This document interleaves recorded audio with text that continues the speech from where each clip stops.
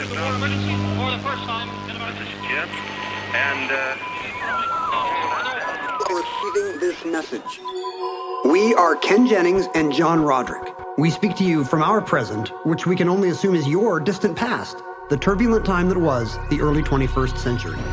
Fearing the great cataclysm that will surely befall our civilization, we began this monumental reference of strange and obscure human knowledge. These recordings represent our attempt to compile and preserve wonders and esoterica that would otherwise be lost. So whether you're listening from an advanced civilization or have just reinvented the technology to decrypt our transmissions, this is our legacy to you. This is our time capsule. This is the Omnibus.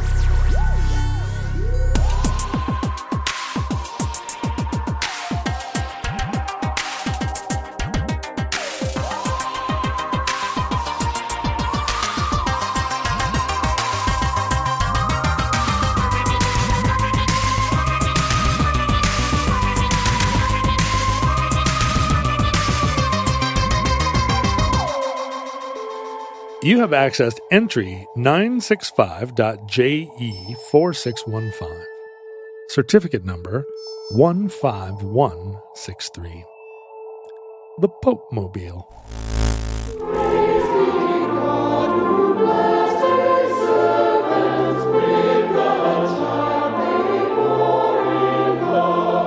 Is this the only time I will ever do a car show?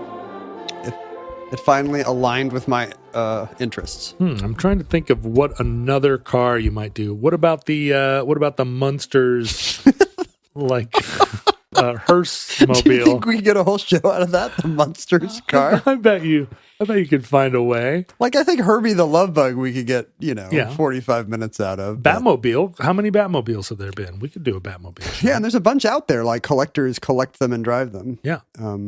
I think I've seen one. Also, I just found out that Adam West went to Whitman College in Walla Walla because I was just in Walla Walla, and Adam West, one of the most famous alumni of Whitman. I didn't. Is he a Walla Wallavian? Yeah, I think he is. Walla Wallayan? Is that true? Walla Wallayan. Sounds Hawaiian. It does. Yeah, we're going to stay down in Walla Wallayan. The resorts are so nice. I got criticized because I say Walla Walla instead of Walla Walla. Walla Walla. So I'm also a Washington native, and we always said Walla Walla. You say Walla Walla? I say Walla Walla in the same way that I say Eugene. I don't know why. It's just how I am. It's just how I was made. I have tried to train some local friends out of saying Eugene, and they're not having it. No, it just keeps coming back. I'm just how God made me, sir. We just had an Episcopal priest from Walla Walla on Jeopardy last month. Like he won, I think, 4 shows. He's going to probably be back for the Tournament of Champions if historical trends hold. Is that godly? Oh, I guess the Episcopalians, depending on which branch, and I'm guessing he's part of the acoustic guitar playing branch. He looked at. They can do almost anything they want. But I thought it was the perfect Jeopardy bio Mad Libs. An Episcopal priest from Walla Walla, Washington.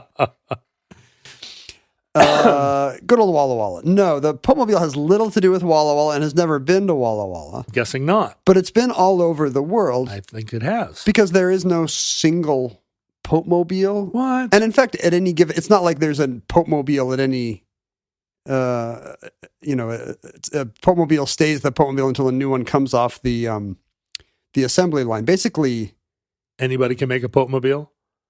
It's like a kit. You just have to believe and be the vicar of Christ. No, wait. Did you do the Oscar Mayer Wiener Mobile? Oh, no, I didn't. That could be an omnibus for sure. Totally an omnibus. So apparently all my shows would have mobile at the end. I have seen the Oscar Mayer Wiener Mobile several times in my life. And you're saying the Popemobile is as or less prevalent than a Wiener Mobile? I believe in the Vatican, you're more likely to see a Popemobile than a Wiener Mobile.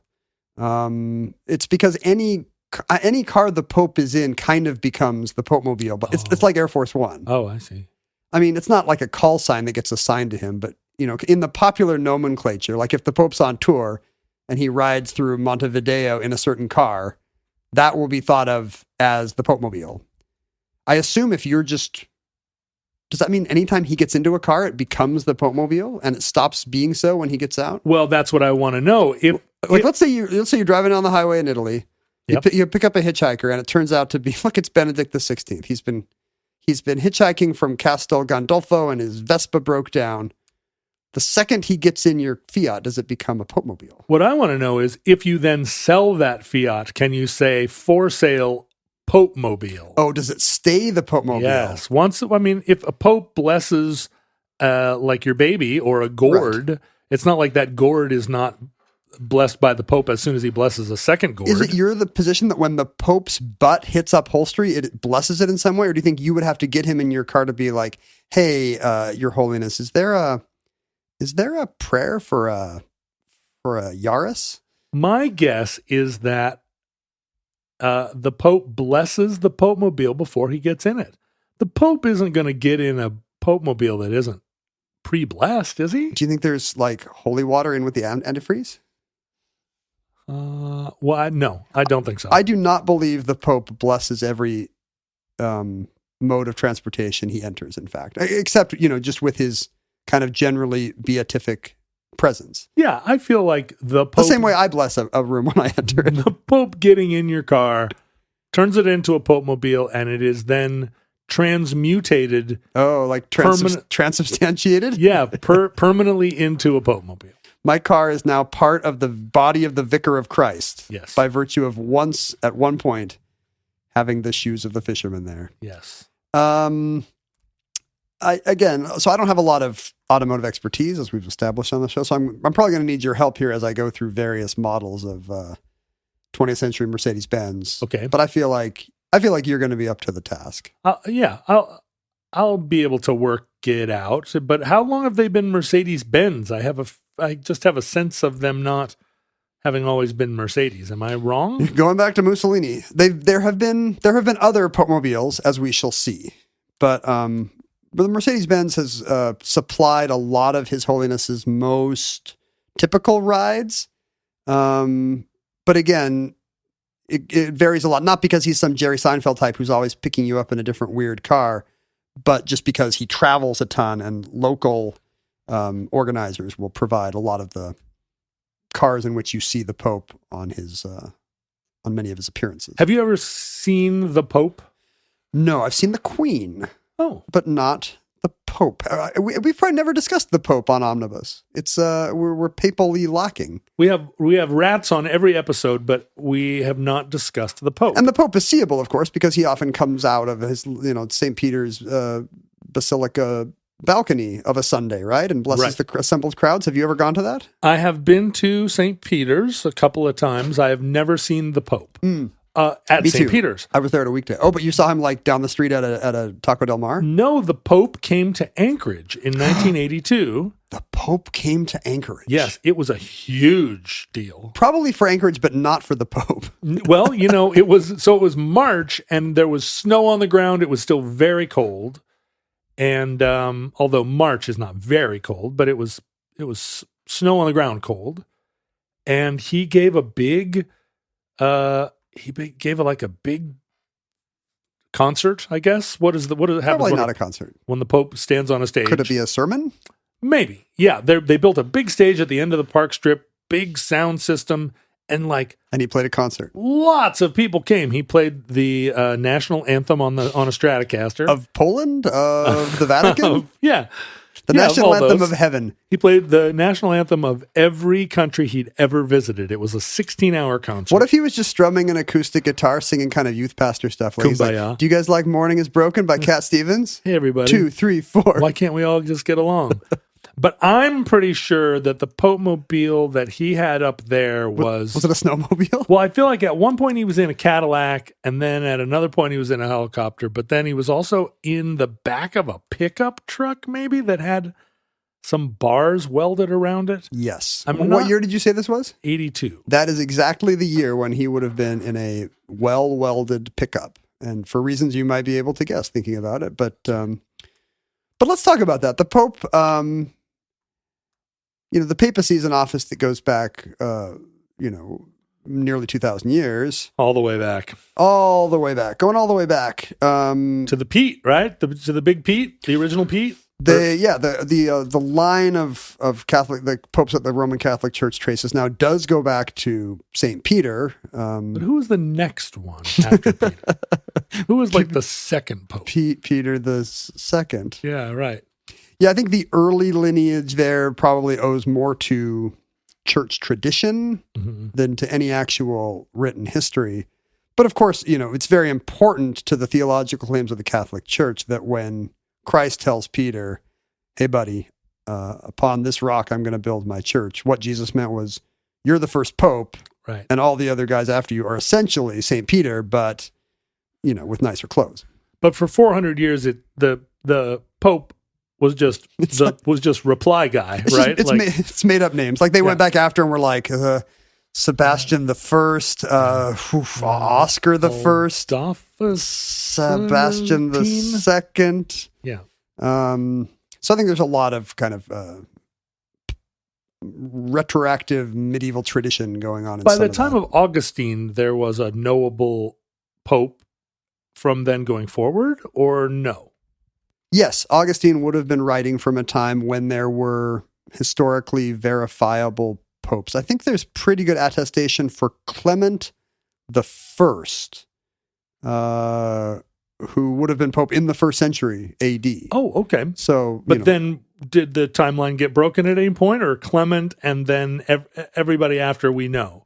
No, I bet there's some murky places on the record. Plus all the heresies and anti-popes you would expect when you tell this story. Listen, I count which every we're not pope. going to do. I celebrate every pope. You celebrate even the anti-popes. I do. I'm always kind of worried about what happens if a pope meets an anti-pope. Like he goes to Avignon and then going through the rye, a huge explosion, right? Because all the particles in an anti-pope have reversed, charge and polarity from the particles in the pope's body. I still ride for Avignon as Do you feel like Pope House? Do you feel like Vatican City should move to Avignon? No, but why not franchise? Like have local, they did in Constantinople. Have local popes? Yeah, like there should be a French pope, right? Well, they have cardinals. Said he was the English pope. They have cardinals. That's not good enough for you? I guess that's right. My Catholic theology is so splintered by having gone to Jesuit school. I've got 70 different Catholicisms in me now. What's the perfect number of pope? Like if there was a pope in every town, it would just be a bummer. It would be like the honorary consul to Ireland, right? And it's just some dude in the suburbs. Well, that's the thing about all the Orthodox religions, right? None of them have popes. They have patriarchs. They all have patriarchs, but how are those? Those are pretty popey, those patriarchs. They don't have a beanie, and they don't have a Mercedes-Benz touring car. Right. Maybe some of them do. Nobody in Bulgaria pays attention to the Serbian one, but still, it does feel like there are other options. But I'm pro-pope. Maybe one per continent. There should be like a North American pope, South American pope, and in Australia. It should be like a risk board, an Australian pope, and so on. I don't think that works, because I think the Italian pope counts on all the Spanish Catholics or all the South American Catholics to like really bolster his position. Well, it's true. When he goes to Norway, and there aren't as many. Maybe it should be like if there was a Disney theme park in every city like Wild Waves, nobody would think it was special to take a Disney vacation. Disney vacations hinge on the fact that there's, only 5 or 6 places worldwide where you can go. So maybe there should be 5 or 6 kind of mini continental Vaticans you should be able to go to. And then maybe Catholics will want to collect them all. Like, we went to Pope Land last summer. Can we go to Pope World? Can we go to Tokyo Pope World? I feel like if there's only one God, Ken, then there's only one representative of God. And right there, it's very problematic. Look, the first thing Christ did was like get 12 guys. He wasn't like, he wasn't like, look, good point. I only want one follower. The rest of you can deal with him. Good point. He had 12 guys. But they didn't say, wow, this Christ thing is so cool. Let's get a Christ for every town in Jerusalem. No, I mean, there is a Christ for every city in South America, but it's a massive concrete or marble or aluminum Christ up on the hill. Right. And it's how you find your way around. But it won't surprise you to learn that even though there's a 2,000-year history of the papacy, murky in spots, he has not been tootling around in a Mercedes for all of that time. Right. For much of history, when the Pope had to parade or process in front of an audience, he would do so in a sedia gestatoria, Latin for chair for carrying, which just is... They carried him on their shoulders? Yeah, on the shoulders of 12 men, perhaps a reference to the apostolic calling. I'm going to say absolutely without question, like a hat tip to the apostles. No, what if it's to the labors of Hercules? Which came first? Or the labors of Hercules. The 12 original episodes of Faulty Towers. Like there's lots of things it could be. So it'd be the kind of thing where he's up in a nice chair and they're really hoisting him up so he can be seen above the throng. To get around in a nice way, he would often do what medieval royalty would do, and subsequent. He'd actually have one of those sedan chairs. The sedia gestatoria, he's out in the open. A sedan chair is more like you have your little booth. Yeah, there's a door. There's a door and a nice silk throne in there. And if it's a French dangerous liaisons kind of scenario, you're getting up to some hanky-panky in there with a lady in waiting. But in the case of the Pope, he's just in there thinking clean thoughts. Yep. And waving to his they're not followers, his flock. If you think about the mini-series Rome, it could be like a sedan that's kind of covered in gauze, like gauzy fabric that kind of blows in the wind. Oh, is that what they had on HBO? Lets you get a little glimpse of the Pope, but without seeing too much. But the sensual gossamer aesthetic is something that maybe works better for a Roman emperor than for a Pope, right? Yeah, but there have been a lot of different interpretations of how ascetic a Pope should be. That's true. Even in the last 30 years, as we shall see, there has been some discussion about that point.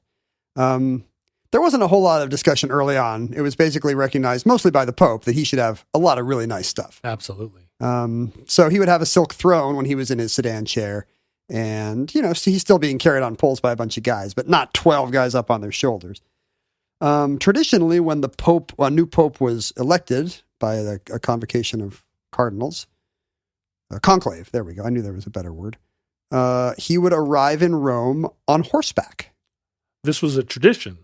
It was just how it was generally done. How people got around. I mean, it's how they were bishops of various kinds who were probably itinerant because they would have to visit various congregations and do mass in various places. But so presumably they were used to riding horses. He was also a cardinal, so he would have been there already. Did he then, once he was elected, did he run out of town and then come back on a horse like, ta-da? Maybe he was too modest. I feel like I'm a favorite. I'm not going to go I'm not going to go to the College of Cardinals and put my own name in there. I see that. No, but you're right. It is today that when the Pope is elected, it's typically someone who is there in the conclave.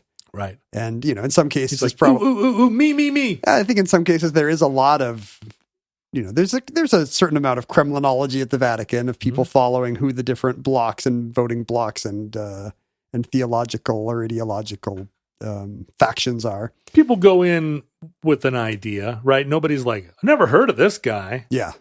It's just like the Hall of Fame. The Baseball Writers of America have been thinking about this for a long time. They've got some idea of who a first ballot Pope would be. I wonder who the Pete Rose of the College of Cardinals is. I think you can find a list of kind of near popes, like the guy that everybody was kind of convinced was the up-and-comer, but after the second ballot, votes started to shift to this other Italian guy or this, Angelo whatever, or this more conservative or whatever it was, because it takes multiple ballots, and so factions and alliances shift like a reality show. No, but it's kind of fun to imagine the Pope kind of galloping to Rome like a Pony Express rider, ready to heed the call, ready to get that ring and hop on that throne. Make way! It's more because we don't really imagine the Pope as an action hero, although that does seem like a niche that some movies should fill. Yeah, some of them. What about Die Hard, but in a basilica? Like only the Pope is, some shadowy international terrorists are trying to take over St. Peter's, and the Pope is the only one in there. Yeah. And luckily, he knows where all the tricks and the traps are, so you can outwit them. Secret doors in the frescoes and whatnot. But isn't this the plot of Godfather 3? No. Immobiliare. If anybody has seen Godfather 3, they will not remember the plot. But it does, you're right, it does revolve around the Vatican real estate scandals of the real life ones of the 60s? 50s and 60s, yeah, maybe. I don't know. Please don't write to us, Godfather 3 fans. In the year 1800, it was newly elected Pius VIII who broke that horseback tradition and actually hopped in a carriage. And from that time on, for the rest of the 19th century, popes had a series of pretty nice carriages, which the Vatican being the Vatican, you can today visit in the Carriage Pavilion Museum. Oh. And they're all super nice with the gilded trimmings and all the gold fancy engraving that you would expect, red velvet upholstery within an inch of its life. Mice as footmen. Yeah, mice. The second you turn into Pope, all your mice become your... Yeah, I can imagine a young Pope Francis with his pet mouse that he keeps in his hat, but then the second he becomes Pope, is invested as Pope. So this original, like, I'm not riding a horse, I want a fancy carriage, is it because he had gout or because he was that much fancier than That's the an interesting last question. Pope?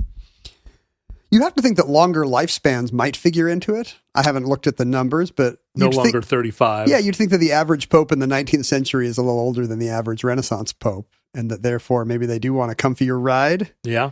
Or maybe he was like a real nerd who had been in the library all those years and had never learned to ride a horse. He was like, I don't want to take a horse. I'd like to ride in a carriage. He's like a gangly Ichabod Crane type Pope. There might also be just the luxury creep of, as you know, kings were no longer just out hunting on their steeds either. They had nicer and nicer stuff. And so for the Pope to, as we'll see, until surprisingly late, the Pope had his own papal states. He had his own chunk of Italy that he controlled politically as a reminder of the kingdom of God that he also had power over. King of Rome. Well, there wasn't really an Italy until even after this. Let's get to that, in fact. From 1849 to 1929, there was no Popemobile because the Pope pretty much didn't go anywhere as a matter of protest. I mean, it's not really a Gandhi-like hunger strike when you're the Pope in your palace. But this was the time of what came to be called the Roman question. Italy had been unified in the 1860s. And that unification had ended the political power of what used to be the Pope's earthly domain, the Papal States. Right. And His Holiness, various His Holinesses, were pissed. Pius IX excommunicated all the leaders of the Risorgimento who took his property, whose revolutionary had unified Italy, but thus taking away the Pope's backyard. He declared that he would never, even though the new Italian leader said, no, our country is 97% Catholic, you're the Pope, of course you can travel. Is the Pope Catholic? And does he travel in Italy? Right. Does he poop in the woods? But the Pope said, no, I am now a prisoner of the Vatican. He basically took his orb and went home. Ugh, what a drama Pope. And said, I'm just going to sit here in the Vatican. Boo-hoo. And in fact, he would actively, it was kind of a time of where the Pope would often give sermons discouraging Italian Catholics from participating in the process, don't recognize the legitimacy of this new government. You saw they took all my nice stuff, right? All my vineyards and whatnot. And so the question of what to do with Rome became a thorny socio-politico-religious question, not unlike the destiny of Jerusalem today, where various, essentially two-state solutions were proposed. Could Rome be the capital of Italy, but that's in name only, and actually we rule from somewhere else, kind of like the Tsars are in Moscow, but it's actually St. Petersburg? Or, is there a way that we could split Rome between the two, a religious part and a secular part? And it was thorny. The Papal States were the entire center of Italy, including Rome. It was Lazio and all the, he had a good chunk of Italy. Yeah. And had, for centuries, this was a tradition that the Pope, the center of the church, would be the Pope's own lands, much as a king would have his own kingdom. Right. And this went on until 1929. And finally, a hero enters to resolve this. Mussolini! We gotta love, but no, you don't have to love Benito Mussolini. He didn't actually make the trains run on time. And now that the fascists are back in control of Italy, maybe it's a little less timely to make Mussolini jokes. But at the time, boy, he was a vibrant young news reporter. That's right.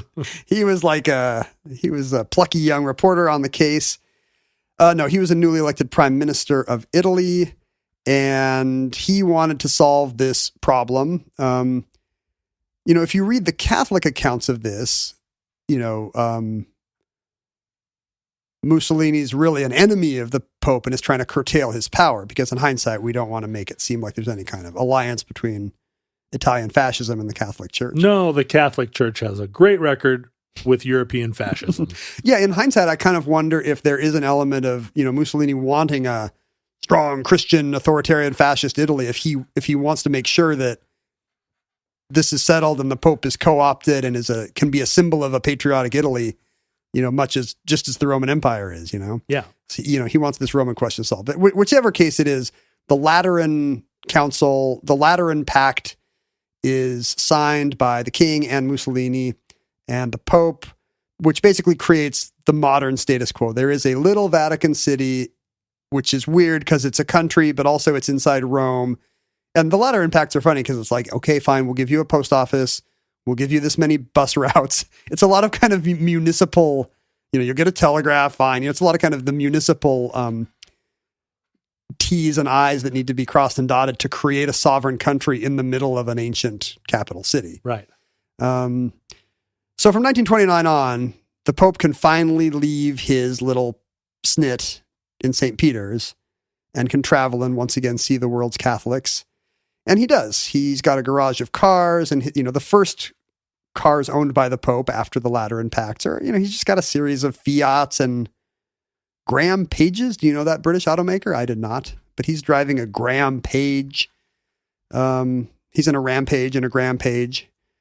But in 1930, needing something a little nicer and more permanent for his formal travels, that's when Mercedes-Benz offers His Holiness. Graham Page was an American. Oh, is that right? automaker. Yeah. I guess I just assumed British. Yeah, an American automaker. Yeah, America. Woo. They USA, made like those big limos that you can see down at the Peterson Auto Museum. I guess that makes sense. That's why. Because the Mercedes-Benz Nürburg that Benz offered was a stretch, so it was unusually long, and it was the first of many, again, that Mercedes-Benz would go on to provide the Vatican. This was the first car to have the license plate SCV1, something Civitatis Civitatis Vaticanae number 1, basically license plate number 1 for Vatican City, a country which I'm sure has sometimes up to 30 cars, But the Pope always gets number 1. He's historically had that fancy personalized license plate. Hard to believe anybody else at the Vatican could argue that they should have the number 1 license plate. It would be funny if each new Pope got to pick a vanity plate, right? Like I'll get a fish. I'll get one of those Jesus fish and I'll put Ichthyos on my plate or, Hot Mom. Opus Dei. Why would it say Hot Mom? I don't know. What? Hot Moms. You think the Pope should have a some kind of MILF themed license plate? Yeah. I think those would be shot down by the DMV in Washington State, let alone they would Vatican City. Here. But if you think about who makes up the majority of the constituency of Catholicism, it's a lot of hot moms, right? They're a little bit older. They're yes, but the hot Pope, grandmoms. But the Pope is not typically trying to get their attention because of his vow of celibacy. I see what you're saying. Unless he, hopes to hot moms, fellowship and with the hot moms and perhaps test his own inner grit. If this Popemobile's rocking, keep on walking. It was a super tricked out Mercedes that had silk carpeting, which seems like a terrible floor mat option for a car. Yeah, but his shoes never touch the ground, right? That's so true. He's got silky slippers, silk on silk. Lots of white doves embroidered or imprinted or etched everywhere. I thought you were going to say the car was full of white yeah, doves. every time you opened the door. That's going to smell. The problem is the poop, of course, but it's such a great visual. It's like a John Woo movie every time he gets out of the car. The throne on which His Holiness sat in the backseat had a bunch of buttons in which it was very granular. He could actually literally backseat drive. I mean, it didn't affect the drivetrain, but he could tell the chauffeur, turn left. He'd hit the turn right button, hit the slow down button, hit the speed up button. What a busybody. It's just like driving with my kids. Did it have like a bottom massager? Yeah, but it was a guy named Mario who always followed His Holiness around.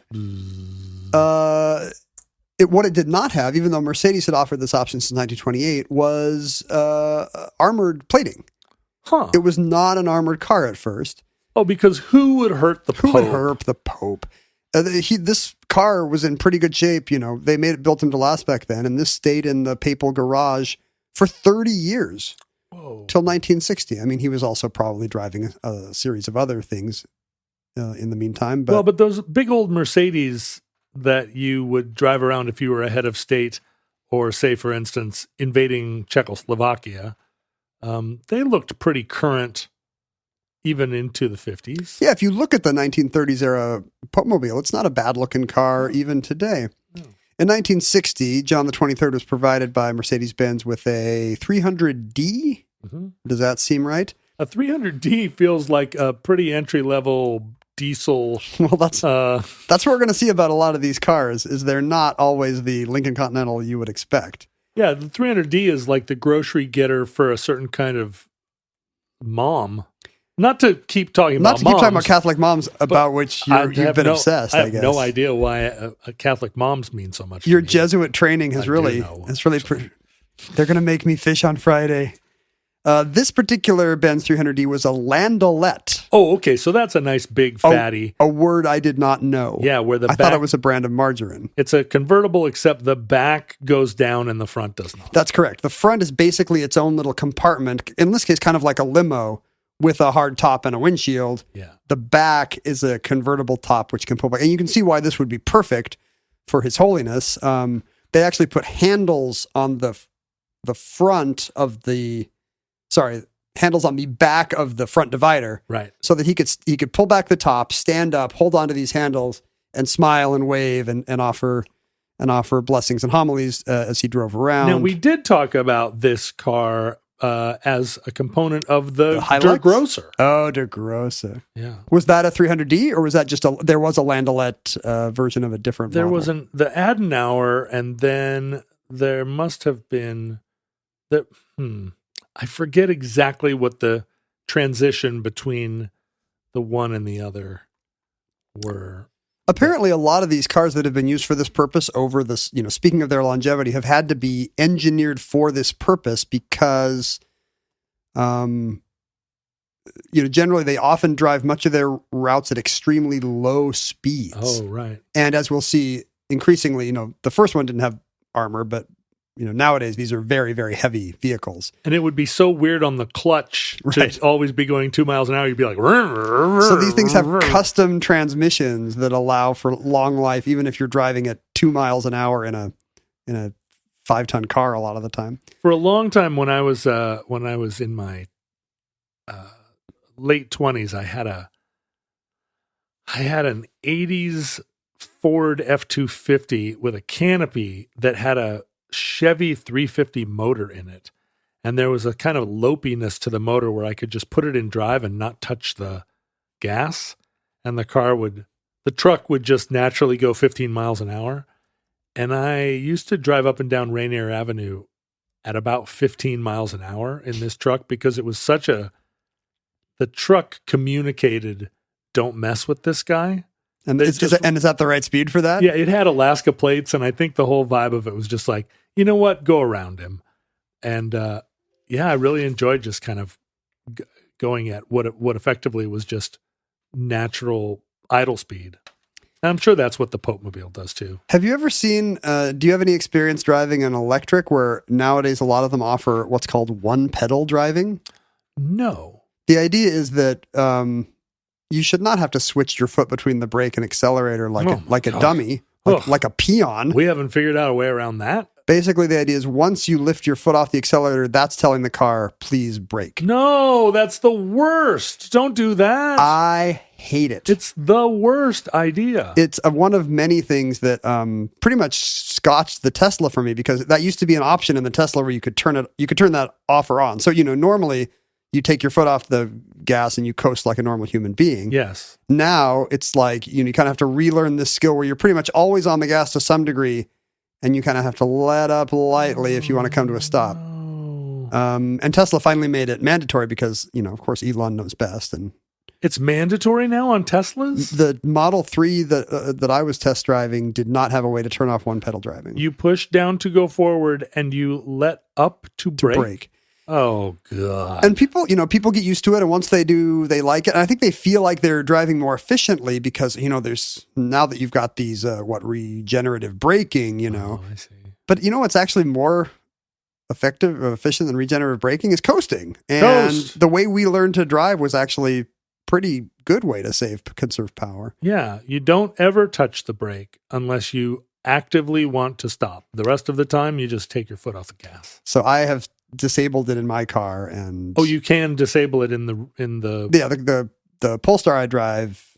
It's an option. I think most people actually turn it on because that's the future. I see. And I'm like, the future is all your kids learning everything from YouTube also, but you can disable that in your kid. You can disable your kids. There's a series of other similar Benzes. There's a 600. See, now that's the 600 Pullman. I bet that's a pretty nice car. Well, that's now we're getting grosser. into, yeah, that's right. Now we're getting into these 60s looking town cars. He drove a Citroen, really? That seems unlikely. Yeah, he drove a convertible. Maybe this was for a visit to France. And in 1979, visiting Ireland, they actually tricked out a 15-seat Ford Transit, which is some kind of a...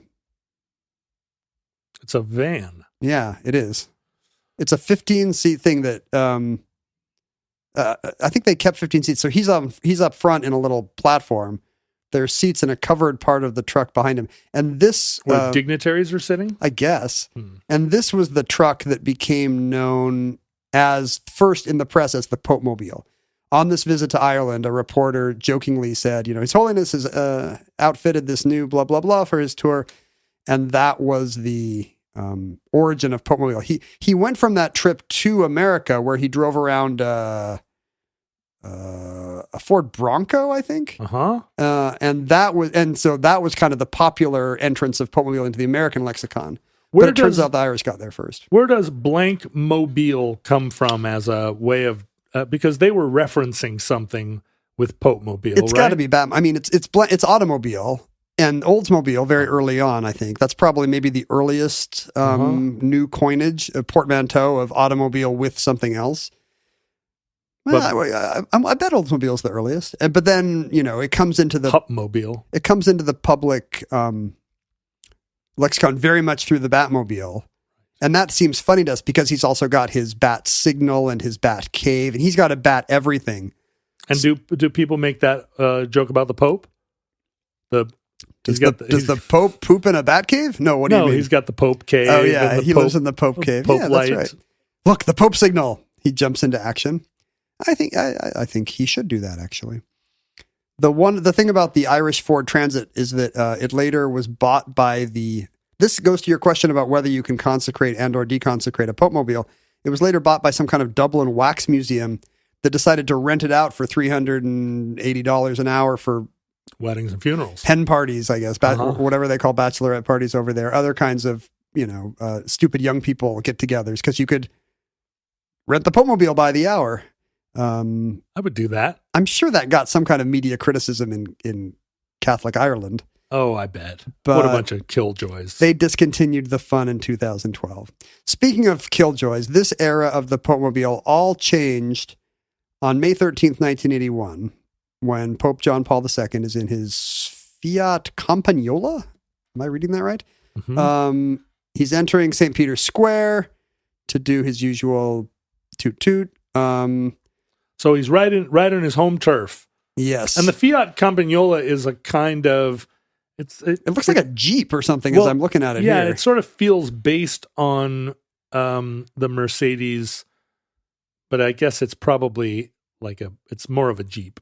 It looks Jeep-like, and maybe that's just because it's got the flag of the Vatican flying on the front, where you would normally expect the UN flag to be flying on a Jeep and MASH. Yeah. And it's got his little handlebar where he can stand up in the back. He's waving in the back, and suddenly a Turkish assassin in the crowd fires 4 bullets at His Holiness, all of which strike John Paul II. 2 lodge in his lower intestine. The other two hit him in the arm and the finger, but both of those pass on and actually wound 2 Americans in the crowd, I believe. Whoa! Was there a mystery bullet that hit him in the front and then? Well, it hit almost John seems like Connolly? a mystery bullet because I was reading. Wait, he was hit 4 times. The guy fired 4 bullets. He was hit 4 times, but also 2 tourists in the crowd are wounded. But I think the bullet to his arm only grazed him, and the bullet that hit his right index finger just passed right through. And those came to rest in whoever the Governor Connolly of this situation is. 2 American women in St. Peter's Square. This was Mehmet Aga. Yeah, AGCA. I don't know if I'm going to say all the Turkish consonants right because I'm sure they have little dangling bits. Yeah, I bet they do. And I've started to think this should be its own omnibus because I was not aware of this. What was his problem? Well, that's the question. I see. I think at the time the speculation centered on the Pope had planned a trip to Istanbul, which perhaps would be disrespectful to the area's Muslims, or the fact that at the time the Grand Mosque in Mecca had actually been occupied by Islamic militants not loyal to the Saudi royal family. So there was a whole lot of upheaval going on. Not really. That in the doesn't Arab seem world to have much to do with the Pope. No, the Pope actually hired these militants. Well, no, but it was the conspiracy theories of the time centered around the fact that, well, obviously the U.S. and Israel are responsible for this desecration of our holiest spot. Oh, I see. Then you have to do another jump to, well, and the Pope is probably in on these Illuminati discussions with the U.S. and Israel when they decide to take over mosques. Considering the Blue Mosque was originally a Christian church, I feel like... Are you still mad about that one? I feel like let's everybody just calm down. But over the years, the assassin who survived and was prosecuted and immediately forgiven, by the way, by John Paul II. Famous photograph. Which of him forgiving him? Yeah, he goes to visit him in prison and is kneeling there. Yeah, and he announced very early in the papers, please, I forgive my assassin. Please do not. He had a good sense of the kind of thing the Vicar of Christ should be saying there. But over the years, the assassin's account of his reasoning has changed many times. And I think this is going to be its own omnibus because a lot of the speculation has come to rest on what the Soviet bloc would have thought about a uppity Polish Pope. See. And could shadowy forces in Bulgaria or even Moscow have had something to do with this? This is all part of the solidarity movement. Right. Were you aware that there was this kind of Brezhnev had the Pope shot criminology? I was not. No, I guess not. Although I definitely was aware of the Pope playing a large role with Lech Walesa in the Polish solidarity movement. So it does make sense, right? It does. That it's very dangerous to have this this Polish religious figure who is beloved all over Western Europe and behind the Iron Curtain. Although, as we recall, the Polish Communist Party had a terrible time even trying to convince the union dock workers not to basically destroy the country. It doesn't seem like if Brezhnev was going to kill some national leader, there were a few people to start with before the Pope. Also, don't they have a polonium umbrella or something? They really need a Turkish guy it was 2 Turkish guys with, I think they had a makeshift bomb as well, though it never went off. So by Occam's razor, maybe it's just two nutty dingbats. Right. With too much free in time. a book depository. Yeah, in a hymnal depository, I guess. Let's do that on a future omnibus. Yeah, we'll do the Pope assassination conspiracies. How long do we have to wait? Can we do it next week, or do we have to? Let's wait start it like right a now. year? Special episode. No, we won't do that. So this changes the world of Popemobiles because suddenly Can't just put the Pope in a Jeep anymore. Yeah, this is like our 1963 moment of the Vatican losing its innocence, and the Pope might need bulletproof protection. You would think back in 1963, everybody would have gotten that message. Yeah, you'd think through 68 with the spate of world assassinations. Or maybe 1914. Right. A lot of people getting killed and wasn't he in a carriage, right? Car. Was it a car? Yeah.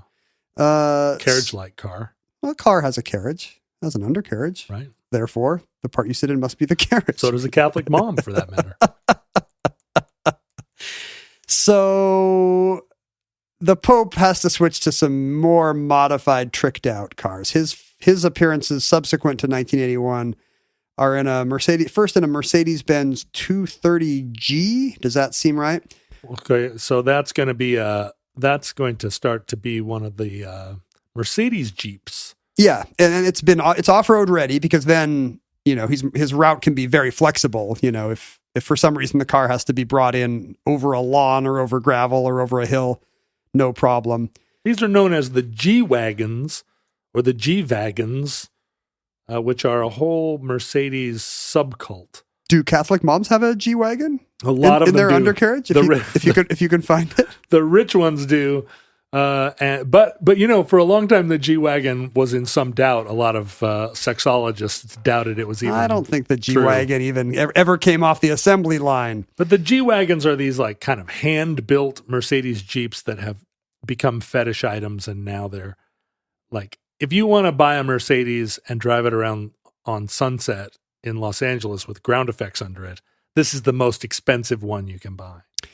Now that they don't make the... Do you think the Pope had kind of a lowrider version of this? This was probably back when they were still kind of military Jeeps. This is the one that has what we think of as the iconic Popemobile accoutrement, which is that tall, that weird little greenhouse thing he stands in. It's like a tall cupola made of either bulletproof glass or plastic.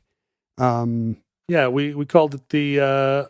the sunroom? No, the hothouse. Solarium? It looks like he's in a little phone booth, kind of. Right. Like he's got his own little TARDIS back there. And it's now, it used to be, he used to have one like this that he would just put on for adverse weather that just was basically plastic sheeting. This one had bulletproof glaze. Yeah, when we were tired of hearing that guy.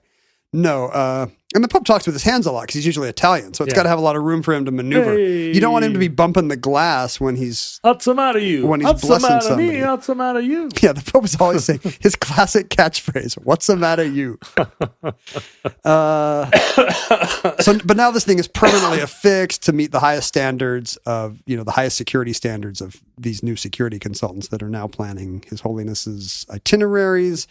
And it's got to have this new special AC system, like an anti-fog system. It's hot in there. Yeah, but also you don't want it fogging up. That would be embarrassing. Oh, that would be The Pope's driving around and all you can see is kind of a vague blur. No, he's drawing hearts and making little animal paw prints. Drawing the Jesus fish and giving a thumbs up. I like it. So for the rest of, when he goes on various trips, it might be a Range Rover in London and it might be he has a little Seat in Spain at one point, but they all have this thing on the back that gets welded into place. And there are presumably some dimensions that are standardized, like the Pope's this big and it needs to be this big. But, and this is all Pope John Paul II, so his measurements don't change much over the years. And, he became the most traveled Pope. Prior to John Paul II, I think it was kind of unusual for the Pope to be like, hey, guess what, gang? I'm going to Mexico. Right. Whereas under John Paul, it was very much like modern Pope. He's never been to Bolivia. He's never been to Anchorage. He's never been to Baton Rouge. He's never been to Johannesburg. And he got around and huge crowds formed everywhere. But it meant he was in a series of convertibles or buses or pickups or even box vans that had all been modified with this kind of, a new bed with this kind of bulletproof glazing on it. I wonder if he was ever in any Toyota Hiluxes. I bet he was. They don't, you look back and none of these things look particularly fancy because it's just whatever Peugeot Uruguay or Paraguay wanted to trick out. Yeah. I don't actually see a Toyota. He seems to be staying away from Japanese brands entirely, maybe because most of his travel is in North and South America and Western Europe.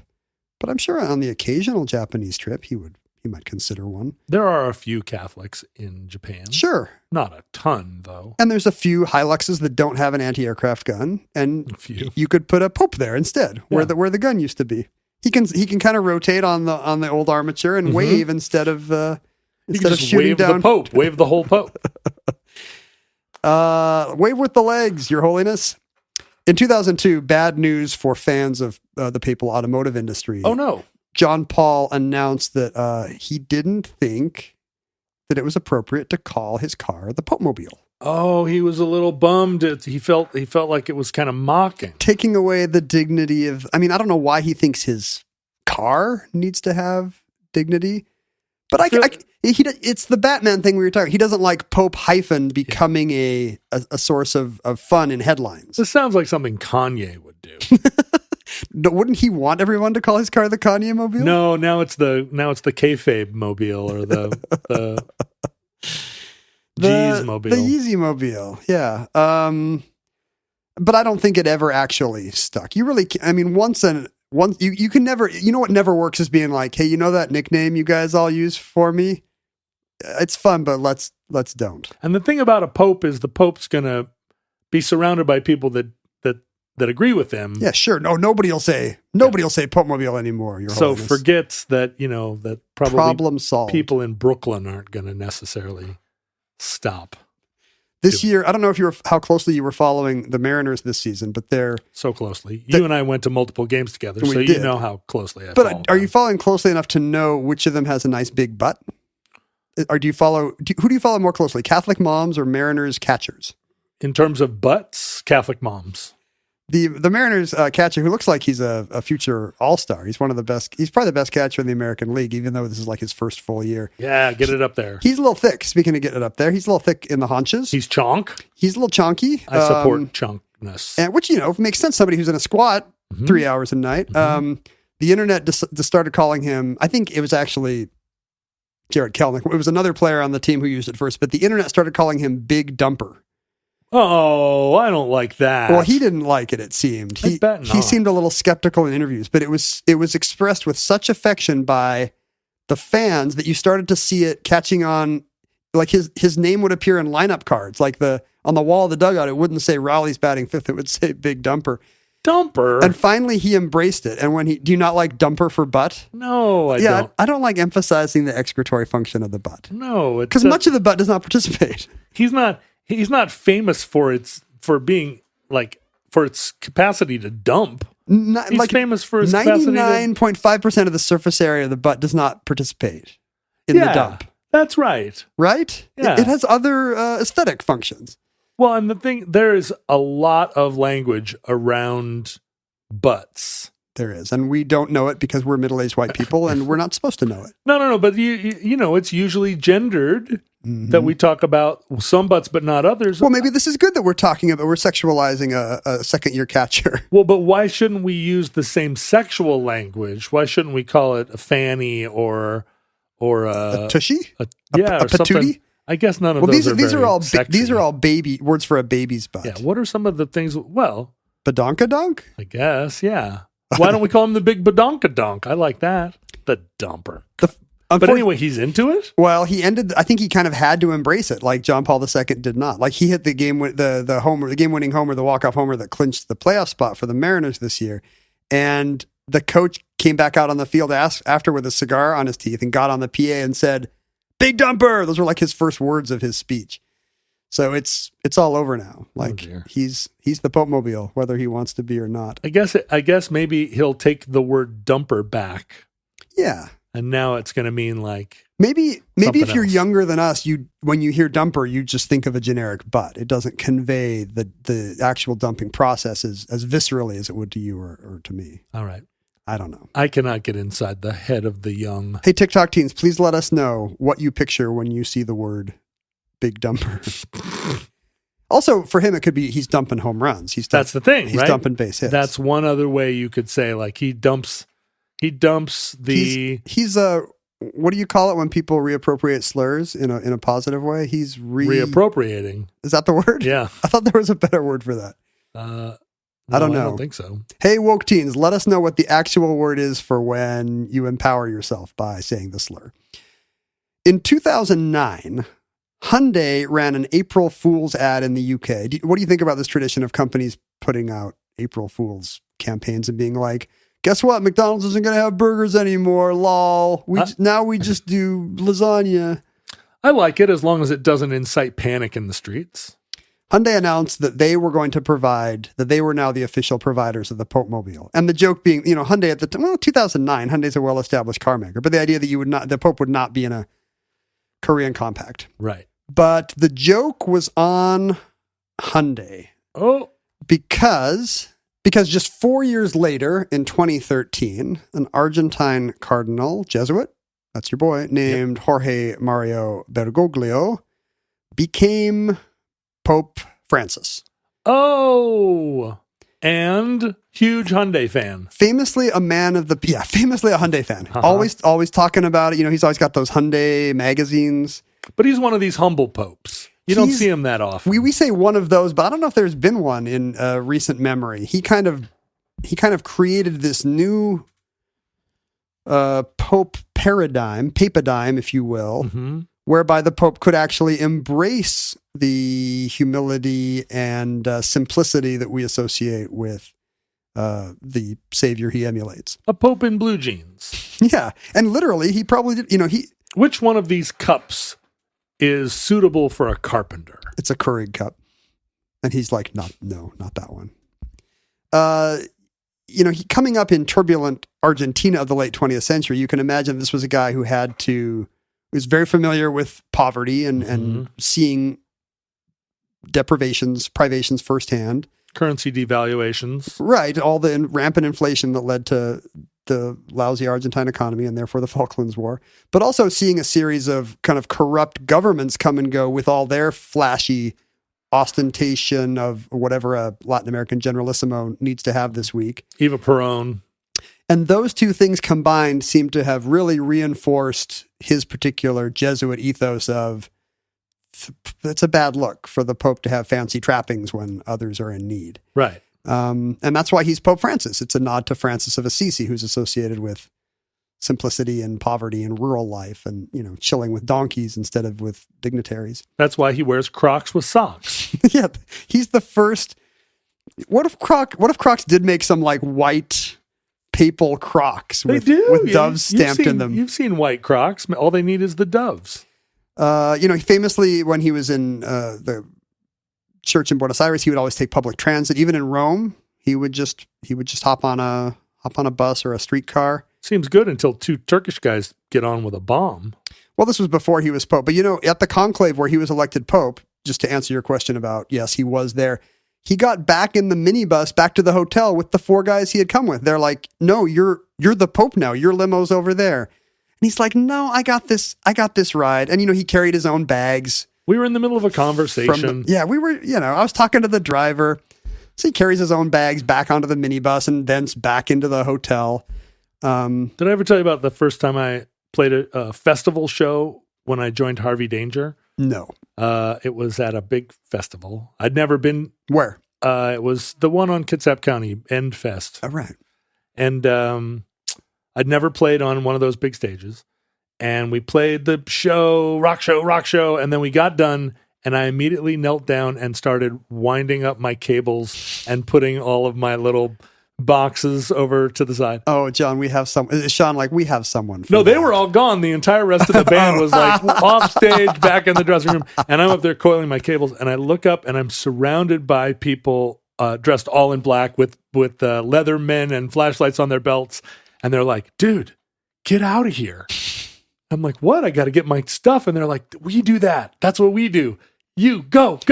And then I had it's like a play. The actors leave and the guys in black leotards come out and move all the stuff. So then it's embarrassing to have an actor out there. Yeah. And I look out at the crowd and they're all looking at me because there's nothing else to look at. And I was like, okay, bye. Kind of limp off the stage. Like, oh, good night, Kitsap. Where's my Popemobile? So this is a Pope that did not like the fancy stuff. And in fact, he started. This is a Pope. Sorry, yes. Does not like. To this day, as we record, he is still the sitting Pope, and he is still tootling around the Vatican in a Ford Focus. Famously, sometimes he drives a 1984 Renault with 186,000 miles on it that's still going, which is actually pretty good for a 1984 Renault, right? I wouldn't have thought of that as a particularly well-engineered car. When you say it had 86,000 miles, I was like, but that number has to keep changing. But then the Vatican's only a mile across, so maybe it doesn't. Yeah, he drives cross-country, and it's like 186,001. I got to do another cross-country trip from Holy See to Shining Holy See. Now, how do you feel about this kind of humility in big royal figures? There was a lot of discussion about this when the Queen died, right? Yeah. Because famously she was for austerity and for cutting back, but it seemed like the compatible with Marxism position is like, this lady should not even Right. exist. Oh, boo-hoo, she only has 8 castles and her dad had 28, Yeah. No queens, even though, her father had 28 countries that were dependencies. And Right. She only had 4. And there's kind of similar, I mean, it's not colonialism, but with the Catholic Church, it's all colored by abuse scandals and so forth, It's colonialism. it's a kind of colonialism, I guess. They were the spearhead of colonialism. They were the ones that said you can't speak your language or practice your religion. No, I'm not saying the Catholic Church is not implicated in colonialism. Hold up your sign. Which one is it? Hit it. Well, no, I don't. I'm just saying that the 21st century concerns with the evils of the Catholic Church are more likely to revolve around Abuse. clerical scandals, Even though they have an awful lot of the world's money buried under Exactly. in their caverns. But I think I was like, after the Queen died, I was kind of sympathetic. I was like, she didn't ask for any of that. She was just a little queen. She did the best. She probably did like so many, in baseball terms, so many wins above replacement better than, Philip would have done as king or something, Can you imagine? That you've got to give her some credit for making the best of it, even if the institution is pretty tainted by the time she accedes. But there's always that tendency with especially European royalty now to be photographed in admittedly pressed blue jeans, but like, no, we're just regular out here. We're just like the Kennedys. But please do not take away our titles and our nice villa and the yacht. Please don't take away the yacht. Right. And so the Pope in a Ford Focus, I mean, he seems legit. But I'm holding up compatible with Marxism, actually. Okay. I mean, I think, I don't know when I don't know if we're going to get another simple Jesuit intellectual in the Vatican in our lifetime. Well, like South and Central American liberation Catholicism. To which he is sympathetic, I believe. Yeah, and that was that seems to have also somewhat played itself out. We need a super compatible with That's Marxism sign for liberation theology. But, in addition to preferring his simpler cars and actually, in fact, riding around in a Kia Soul and a Hyundai Santa Fe during various state visits, he hated the greenhouse. He hated the Popemobile. Really? I mean, because it kept him from. I mean, no one ever discussed does the papal like shine hand penetrate bulletproof glass, right? Or does it? Is it? Are you saying the power of God, the blessings of God, can't get through bullet? With God, nothing's impossible, John. No, it just feels like it's in the New Testament. How much of that energy is bouncing back, and onto the him? Pope's just blessing himself over baby. and over. I can feel it. I mean, it's probably some of it gets through. He can feel the virtue go out of him. Oh, and then it bounces off the glass and goes right back in. So he says he doesn't want the glass. He calls it a glass sardine can, which implies that he finds it both uncomfortable and like just a weird look. It would make more sense if he were Sardinian. Yeah, it's a glass Sardinian can. And the quote he gave when he was discussing why he was getting rid of the traditional John Paul era Popemobile, he said, "It's true that anything could happen to me, but at my age, who cares? Who cares, basically. Like, well, all Catholics. It's true. But I think personally for him, he thinks it's more important to, they'll get another pope. I see. And, the Bishop of Rome is the vicar of Christ, no matter who it is. So theologically, it's fine. It's fine when he gets, when Benedict stepped down, it was fine. And when he gets replaced, it'll be fine as well. So when he's on the road, he's often in a modified, a Suzu or a Kia or a Fiat or something, but he's just kind of standing in the back waving. In the Philippines, this is my favorite.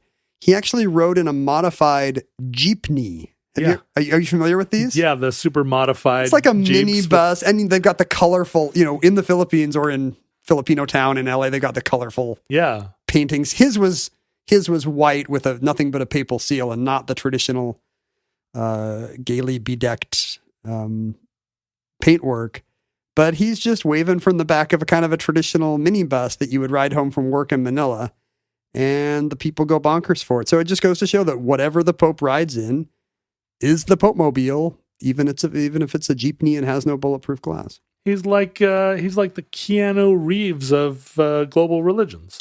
Do you want to recommend to His Holiness, if say he listens to the podcast, or a future Pope, Francis the 28th is listening in the year 3000? Like, is there as a car guy, is there something you'd like to see the Pope in? If I were a Pope, I would drive around in a 1965 Cadillac convertible, but I'm unlikely to be the Pope. You're like, in that car, you're like the Pope of Greenwich Village. And that concludes the Popemobile. Entry 965.JE4615. Certificate number 15163 in the omnibus. Futurelings, in the unlikely event that social media still exists in your era, Facebook, Twitter, and Instagram are archived at Omnibus Project. You can find Ken Jennings and myself at our respective names online. You can email us at theomnibusproject@gmail.com. Send us all your thorny Catholic theological problems. We will figure them out. Well, that's right. We will tell you how many angels can dance on the head of a pin. How many popes can dance in the back of a Hilux? One pope at a time. That's right. Although there are two popes right now. I mean, I don't think That's true. Benedict ever got. I mean, he's not pope, but are you Pope Emeritus? Yeah, I don't know. You don't unconsecrate a pope, I'm guessing. Do they still call him His Holiness? I would assume so. They must. He's like the Pope Mother. He's not going to back off. He's the Pope Mother. Well, he's almost 100, so yeah. Yeah. It is in fact Pope Emeritus. So there are two popes. Pope Emeritus. Although one is Pope Asterisk. Yeah. Good old Pope Asterix. Pope in residence. Vice Pope. Uh-huh. I don't know. Senior Pope. Yeah. Senior status Pope, like a federal judge. Assistant to the regional Pope. You can mail us things, including all your Catholic ephemera and also ephemera from the Knights of Malta or Send us your hair shirt. Do not send us your hair shirt. My God. If you send us a hair shirt, mark it for Ken. You can. I'm a medium. I'm a men's medium. You can hang out with other futurelings and yell at us by talking to each other by going to the internet and typing in the word futurelings and then picking whatever social media portal fits you best.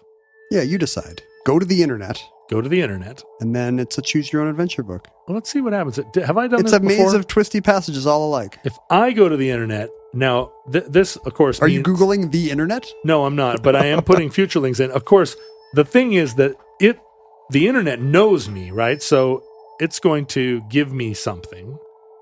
It takes me to, oh, wow. The first thing is the Omnibus Podcast Futurelings on Reddit. Oh, wow. Reddit outranks Facebook in Google? Yeah. It's true that Facebook is not well Google indexed. There are 3,000 members of the Omnibus Reddit. I never go there. There is a website, https://futurelings.com. Yeah, but isn't this just somebody squatting for our benefit? Well, let's go there. Yeah, it is. Connection established. Omnibus Project, Futurelings Facebook group. Somebody's actually paying for this hosting and registration, and we never did anything good with it. I am super glad that they do. That is, it says update pending, try again later, and it's done absolutely in a 1990 internet style. Using kind of the technology conceit that we have largely abandoned on the show, but that this site continues to champion. Now let's see. Wait a minute. What happens? Okay, and then the third thing. So Futurelings is second. The third thing is Facebook, Omnibus on Facebook. And then Cotton Bureau somehow gets in there with some of our t-shirts. Yeah, good job, Cotton Bureau. Goodreads.com. Way to hustle. And then our merchandise store, which we appreciate you going to. There's going to be a lot new stuff there. We need to get new shirts up. And then intrepidmuseum.org has episode 420, cask 263. Entry 191. Why does the Intrepid Museum? Isn't that your single malt Scotch episode? Yeah. What does the Intrepid Museum care about that? Well, let's go there and see. The artist, it says how to get airdrop. What? I don't want that. Has the Intrepid Museum hacked our website and stealing our content? Yeah, maybe. Clicking on that that took me to a place called Weird Rabbit, which I didn't like being there at all.